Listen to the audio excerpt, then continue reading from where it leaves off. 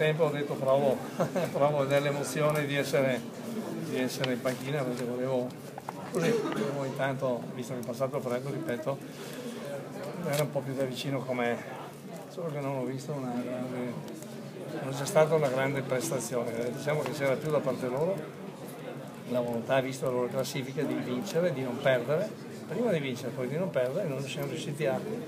finalizzare, e penso che il gol, e da notare che loro non è che hanno fatto una quantità notevole di tentativi, hanno fatto un gol, e la barra che ha dato noi, e poi mi sembra più. Diciamo che si è dimostrato, però di pensare che prendere 2 punti via da freddo mentre faccia chissà che cosa, è arrivato rapidamente, ma è stato più veloce l'altro con la palla, quindi ci teneva a questo risultato, invece niente, non è andata così. Mister Aglietti ha detto prima che il pareggio era giusto per quello che hanno fatto vedere le due squadre in campo, lei è d'accordo? Ma diciamo che il primo tempo potevano anche vincere, visto che noi ci siamo mossi in secondo modo. Il secondo tempo forse abbiamo fatto qualcosa di più, però non è stato sufficiente, in quanto loro bravi a difendere e non c'erano dato mai spazio per poter riuscire a portare a casa quella vittoria che io molto onestamente ci compravo, perché alla fine la squadra non si è mossa bene all'inizio, cioè al primo tempo, ripeto, che ha preso quel gol, una disattenzione, non ti nasconderlo,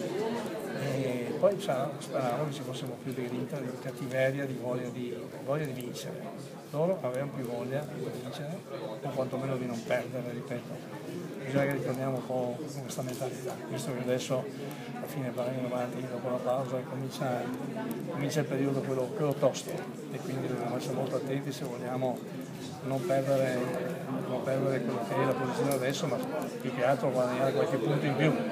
Abbiamo visto che le squadre come Urbino e altre che sono giù basse di classifica oggi quantomeno hanno pareggiato, che vuol dire che adesso avremo davanti delle squadre che vogliono tutte far punti, o per non retrocedere o per andare avanti, quindi abbiamo tempo 15 giorni per rimettere a posto,